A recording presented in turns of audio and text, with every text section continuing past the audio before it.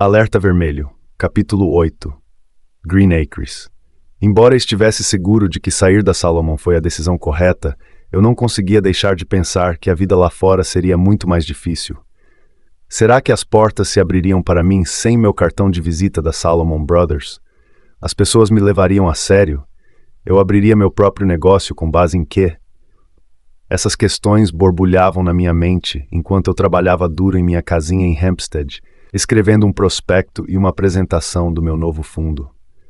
Quando o material tomou forma, comprei uma passagem super econômica para Nova York e comecei a ligar para investidores a fim de agendar reuniões. A primeira foi com um francês animado chamado Jean Karoubi. Era um financista de 50 anos que dirigia uma firma de gestão de recursos especializada em hedge. Nós nos conhecemos em um voo para Moscou na primavera anterior e ele pediu que o procurasse se um dia criasse meu próprio fundo. Fui até seu escritório no Crown Building, na esquina da 6th Avenue com a 57th Street, na mesma quadra que a Bergdorf Goodman. Quando nos encontramos, ele me cumprimentou como se fôssemos velhos amigos. Tirei minha apresentação e a coloquei na mesa em frente a ele. Ele pôs os óculos de leitura e acompanhou atentamente à medida que eu avançava página a página. Ao final, ele puxou os óculos para a ponta do nariz e me deu um olhar de aprovação. Isso é muito impressionante, Bill.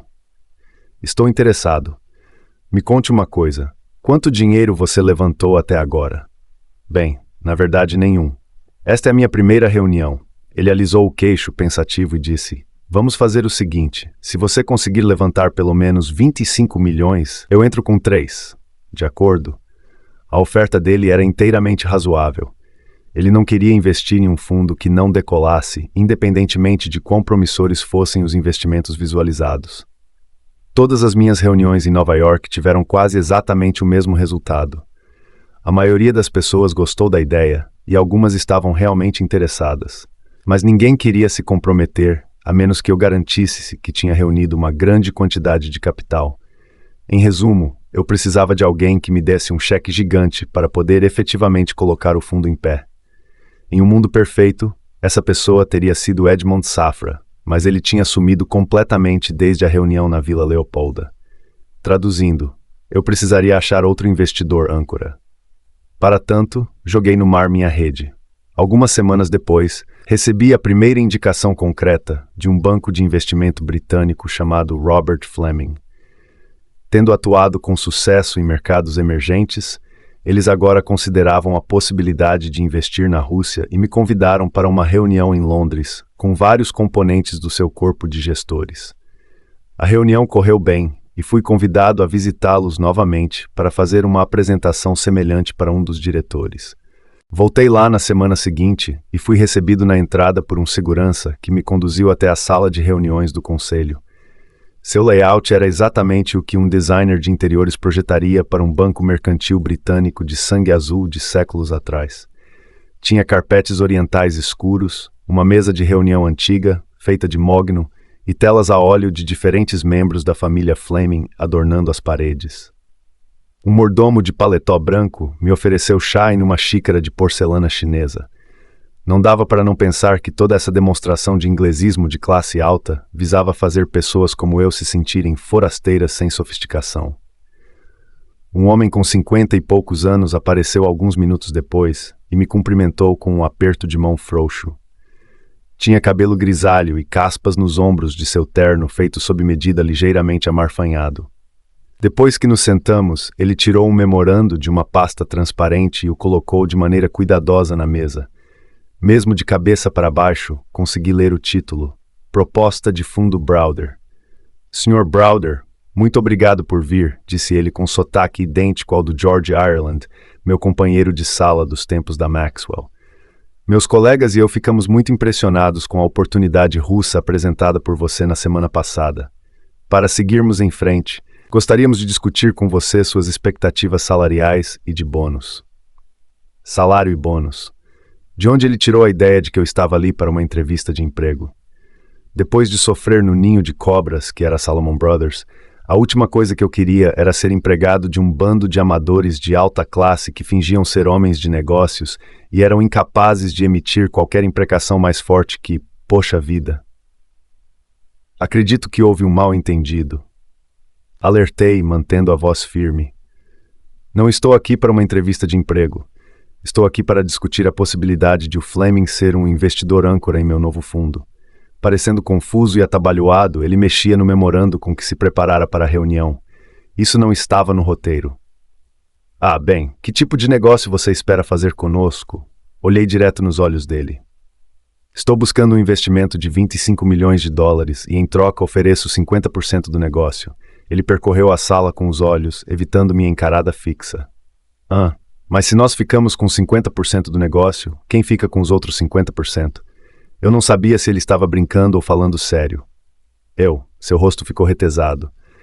Mas se o mercado russo subir tanto quanto você afirma, você lucraria milhões.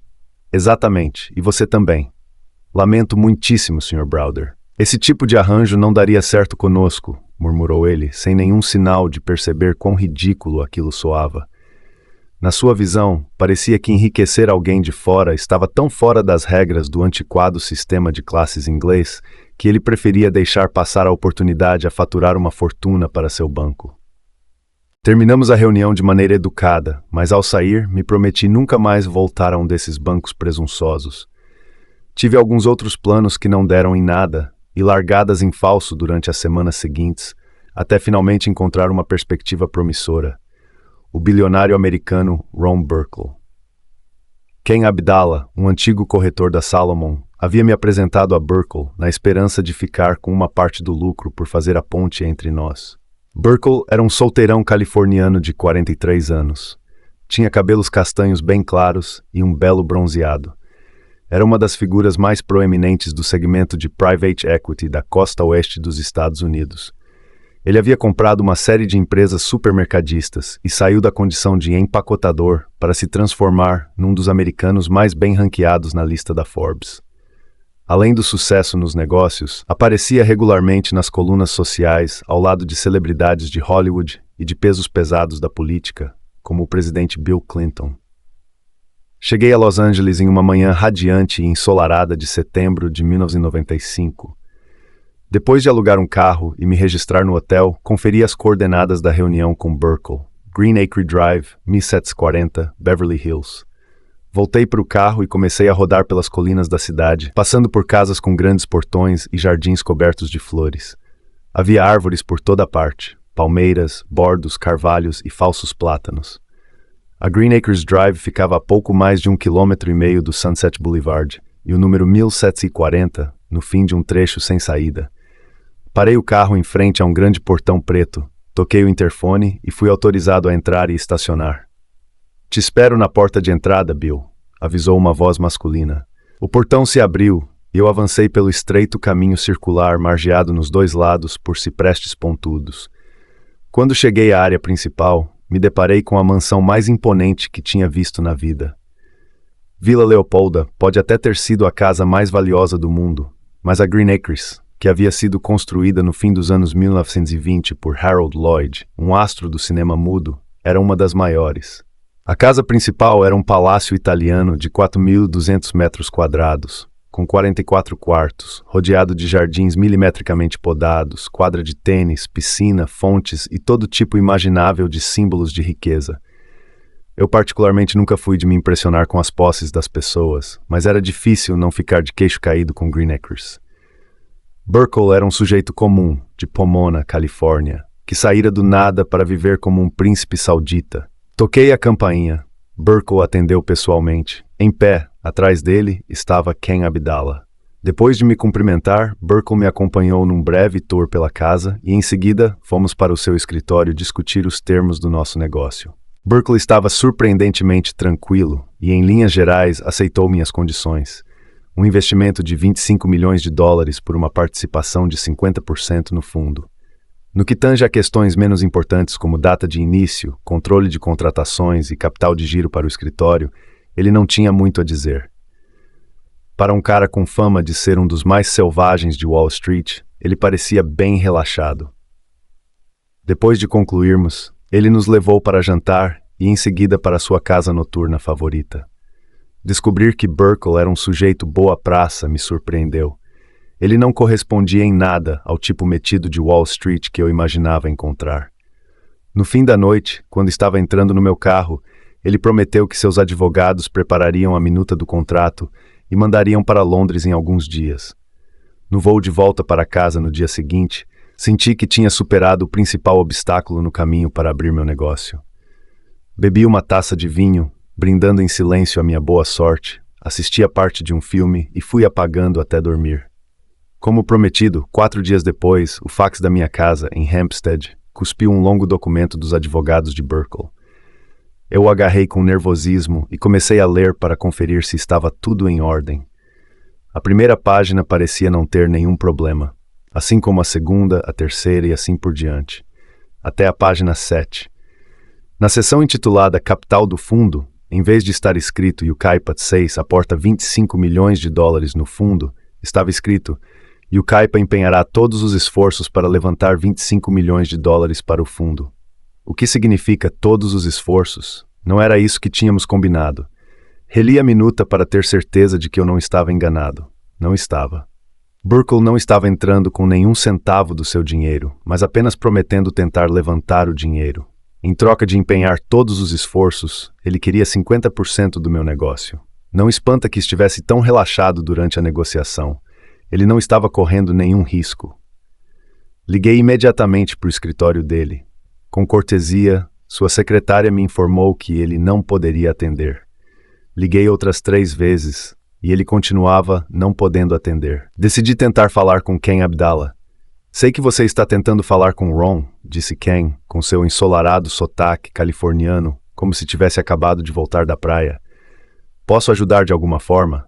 Olha, Ken, acabei de receber o contrato e nele está escrito que Ron não está realmente aportando nenhum dinheiro no fundo, mas apenas ajudando a levantar dinheiro.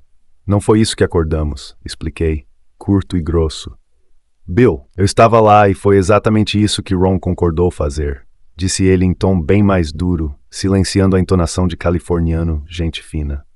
Mas e se ele não conseguir levantar o dinheiro? Simples, os 50% dele revertem para você. O que esses caras achavam que estavam armando? Burkle efetivamente teria grátis uma opção de ficar com 50% do meu negócio como recompensa por fazer algumas ligações bem-sucedidas para angariar dinheiro. Mas se estivesse ocupado demais para fazer as ligações, ou se seus amigos não quisessem investir, eu acabaria sentado num escritório vazio em Moscou. Quem sentiu que eu estava chateado, mas não queria que o negócio azedasse, arriscando assim perder sua comissão. Escuta, Bill, não se preocupe. Ron é um dos mais bem-sucedidos financistas do país. Se ele diz que vai levantar 25 milhões de dólares, ele vai levantar 25 milhões de dólares. Ele monta transações 20 vezes maiores que essa de olhos fechados. Relaxem. Vai dar tudo certo. Tenho certeza. Eu não tinha certeza de nada, mas concordei em repensar. Talvez eu estivesse com tanta vontade de ouvir o que queria ouvir, que acabei imaginando Burkle dizendo que aportaria os 25 milhões de dólares. Fosse como fosse, a forma como as coisas estavam evoluindo não me agradava. Eu teria rechaçado o negócio de cara, mas não tinha nenhuma outra opção e o tempo estava passando. A oportunidade na Rússia era perecível. Assim que o mercado russo começasse a crescer, eu perderia a chance de fazer fortuna. E chances como essa só aparecem uma vez na vida. Edmond Safra, e não Burkle, era o cara com quem eu realmente queria trabalhar. Então decidi tentar uma última vez.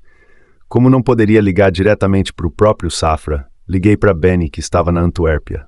Ele atendeu no primeiro toque. Oi, Benny, aqui é o Bill. Já faz um tempo que eu não ligo, mas, por cortesia, gostaria de informar que estou planejando fazer um acordo com Ron Burkle com o objetivo de montar o fundo para a Rússia. Ele ficou calado por um instante. Ambos sabíamos que não era uma ligação de cortesia. O que você disse? Quem é Burkle? Um bilionário americano do ramo de supermercados. Mas eu achei que você queria alguém com experiência em gestão de recursos. O que esse tal de Burkle sabe sobre isso? Eu não sei, mas fiquei com a impressão de que você e Safra tinham perdido o interesse. Depois de nova pausa, Benny disse, espera um pouco, Bill. Não perdemos o interesse. Não faça nada antes de eu falar com você de novo. Vou ligar agora mesmo para Edmond. Desliguei e fiquei andando de um lado para outro em casa, nervoso e cheio de expectativa. 1 hora depois, Benny ligou de volta. Bill, Acabei de falar com Edmund. Ele está pronto para fechar com você. Está mesmo? Tem certeza? Assim, sem mais nem menos. Sim, Bill. Ele se ofereceu para mandar seu melhor homem Sandy Kaufman, de Genebra, para Londres depois de amanhã. Eu também vou pegar um voo e vamos nos sentar e resolver isso tudo aí mesmo, na hora. Isto era típica psicologia de bilionário. Se eu não tivesse na mão uma oferta concorrente, Safra não teria feito nada. Mas como havia uma outra proposta na mesa, ele não conseguiu resistir. 2 dias depois, às 11 da manhã, encontrei Benny e Sandy na requintada residência geminada de 6 andares de Edmond Safra na Berkeley Square. Sandy tinha cerca de 40 anos, 1,80 metro e traços típicos do Mediterrâneo. Ex-piloto de caça de Israel, tinha a reputação de fazer apostas ousadas nos mercados financeiros, dirigir Ferraris e zelosamente proteger Safra de encrencas. Enquanto nos acomodávamos na biblioteca, percebi que Sandy me olhava de cima a baixo. Ele gostava de dificultar as coisas antes de fechar qualquer negócio, mas o próprio Safra lhe havia dito para bater o martelo, e foi isso que ele fez. A proposta era direta e justa. Edmond Safra e Benny Steinmetz colocariam 25 milhões de dólares no fundo e adiantariam algum capital para o dia a dia da companhia. O banco de Safra faria a liquidação das operações, avaliaria o fundo e cuidaria de toda a burocracia. O mais importante de tudo, se eu fizesse um bom trabalho, Safra me apresentaria a todos os seus clientes, entre os quais havia algumas das famílias mais ricas e importantes do mundo. Em troca, ele ficaria com metade do negócio e daria uma parte dele para Benny por ter feito a ponte entre nós. A proposta era boa demais e eu aceitei no ato. O acordo teve para mim um sabor especial, porque Safra tinha fama de só fazer negócios com pessoas que sua família conhecia havia muitas gerações. Era a primeira vez que ele fechava negócio com um desconhecido como eu. Não estava claro por que exatamente ele tinha aberto essa exceção, mas não seria eu quem iria questionar minha boa sorte. Depois que eu disse sim, Sandy, por sua vez, como se conseguisse ler meus pensamentos, disse: "Parabéns, Bill. Sei que Edmond está animado com esse acordo, mas vou ficar de olho em você." Ao contrário do que se passara com Burkle, o contrato que recebi dos advogados de Safra uma semana depois dizia exatamente o que eu pensava que deveria dizer, de modo que assinamos logo em seguida. Quando informei Burkle que decidira não fazer com ele o negócio, ele perdeu a cabeça, me xingou e ameaçou me processar. No fim, não aconteceu nada, mas pelo menos finalmente tive contato com o seu famoso lado truculento. Eu estava pronto para começar.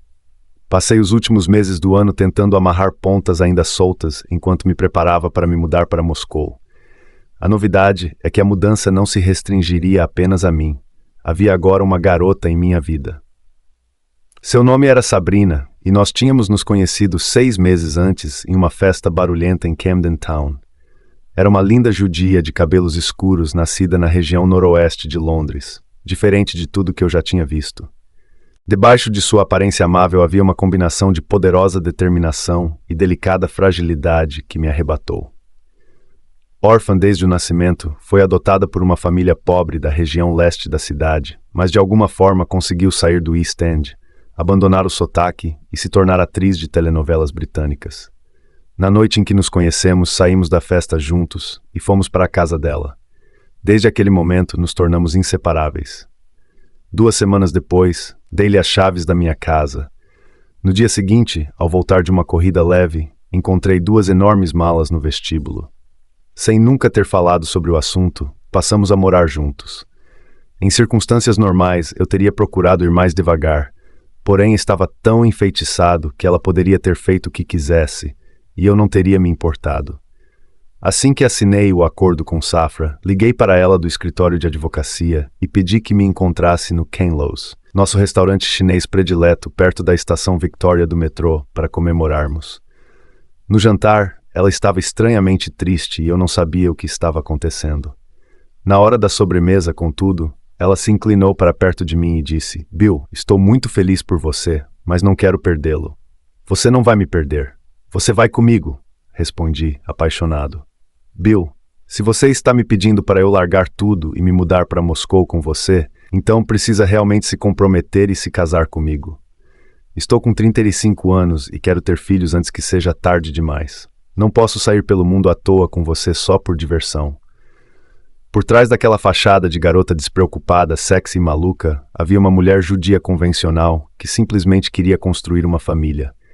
Isso tudo veio à tona com força naquela noite no Ken Lowe's. Eu não queria terminar, mas casar com ela menos de um ano depois de a conhecer me pareceu precipitado. Eu não respondi e quando chegamos em casa, ela começou a fazer as malas. O táxi chegou. Sem dizer nada, ela abriu a porta e, meio desajeitada, arrastou as malas pelo caminho de cascalho até a rua. Eu estava tão atordoado com a ideia de ela me deixar que decidi, por que não? Quem está na chuva é para se molhar. Corri até ela e parei à sua frente, impedindo-a de prosseguir. Sabrina, eu também não quero te perder. Vamos nos casar, nos mudar para Moscou e começar a vida juntos. Lágrimas escorriam de seus olhos. Ela largou as malas e caiu nos meus braços e me beijou. Sim, Bill, eu quero ir para todos os lugares e fazer tudo com você. Eu te amo. Sim, sim, sim. Nota de rodapé. Yucaipa, o nome da companhia de investimentos de Burkle.